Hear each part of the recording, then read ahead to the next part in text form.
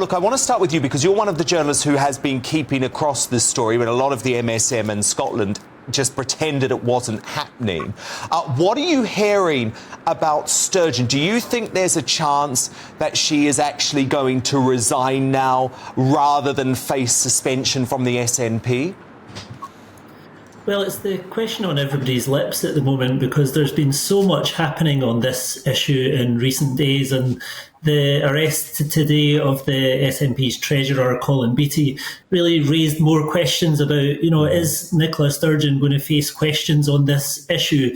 There were 3 individuals that signed off the SNP's accounts. 2 of these 3 individuals have faced arrest and questioning under caution by police. Nicola Sturgeon is the only one that hasn't so far. So I think the big issue is she going to face that questioning from police? And if she does, I think there will be some calls for her to step aside while that investigation happens. Whether she's going to do that or not, I'm not sure. She's not showed up at Scottish Parliament today on the first day back after the Easter recess, and she doesn't intend to show up for the rest of the week either. So I think that adds fuel really to the concerns that some are raising that, if she doesn't even want to show up to Parliament to face scrutiny on these issues, then what's the point in her continuing? Wow, great reporting. So scheming Sturgeon effectively in hiding. Christopher McAnally, from your point of view, is it the SNP that's finished, or is it the separatism cause that's finished? Well, it's certainly not the cause of Scottish independence. I think you need to, disassociate the pantomime that's, been unplayed before our eyes here. Of course, this is an important matter, and it's the reason that the SNP are now sitting at some of the lowest poll ratings in, 2 or 3 decades. But the cause of Scottish independence today in Scotland, support for independence is higher today in 2023 than it was in 2014. So this isn't going to damage the cause for independence, but it might actually provide an opportunity. For a long time, many people have been put off that they didn't feel they could vote for independence because it was a vote for one political party. Now I think it's clear that the cause of Scottish independence is much bigger than any individual, whether it's Nicola Sturgeon, it's much bigger than any political party, whether it's the SNP. And I think going forward, what we'll see is an alliance in Scotland for independence coming together, and that's certainly something that the Westminster government will not be able to face down. Ross Thomson, isn't Sturgeon the biggest hypocrite in British politics? Because I remember day after day after day she would come out and slam Boris Johnson over parties going on at number 10 Downing Street that he had no idea about. Parties which, let's be honest, resulted in a fixed penalty notice. Who cares? Surely now she has to go based on what she previously called on Boris to do.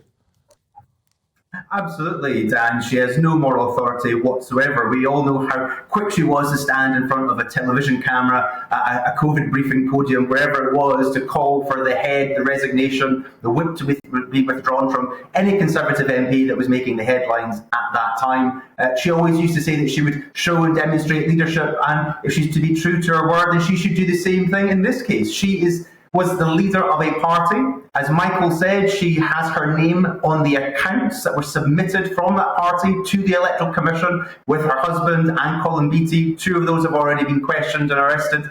It's a matter of time before I'm sure the same thing happens to Nicola Sturgeon. If she believes in her own moral high ground, she would also do the right thing, resign her party membership at this time. But I think that's probably very unlikely. Ross, do you think the separatism cause is dead and buried now? I think that the independence cause is at the bottom of the ocean, alongside the heart of the ocean that the old lady rose through at the end of the movie. I think it is sunk good and proper. And I think that's why you saw Christopher in this interview trying to say to people watching your programme, please don't look at the pantomime and the crisis within the SNP, because people across Scotland know that the SNP has been the main party advocating for independence in Scotland. Alex Salmond had been its leader in 2014. It was a united party. At that point, the SNP seemed competent in government. I'm sure Christopher would agree with that. But right now, they've got no chance. But Christopher, your party is led by Alex Salmond today, and he went on the BBC last night saying that he had actually warned Sturgeon that this was coming. So perhaps, I mean, even though you know I'm very opposed to separatism, perhaps Alex Salmond does have the moral authority to say, hang on a moment, you've got to ditch the SNP and come over to Alba.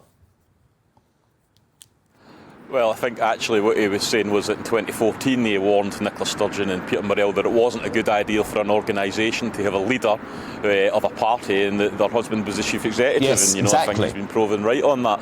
But you're right to say, going forward, the SNP have failed the Scottish independence movement and they're now the main force that's holding back Scottish independence. So the job of Alba now is to show people in Scotland that we can be that home for the Scottish independence movement going forward. But, as important as this is to, many people within the political bubble, the reality is in Scotland, people are most concerned now that we live in an energy-rich nation, but people are having to wear their coats in their house. The case for Scottish independence has never been stronger. It's higher now than it was in 2014. It doesn't matter if, Tories can use Titanic references all they want, but, I think Westminster's been rearranging the deck chairs here for long enough, and I think people in Scotland are all too sick of that. Appreciate that. Look, Michael Blackley, just want a final word with you. You're obviously political editor of the Scottish Daily Mail. What are you hearing about where this police investigation goes? Are you expecting there to be further arrests? Well, we can't know for certain if there's going to be further arrests, but certainly we've seen a couple of people being questioned, being arrested, questioned under caution, and then released pending further investigation. And I think that's an important point on it. The police always say pending further investigation. So we don't know exactly where they're going to go with the investigation. But it sounds like it's not over yet. No, indeed. Fascinating stuff. There's no doubt there's a lot more to rumble on.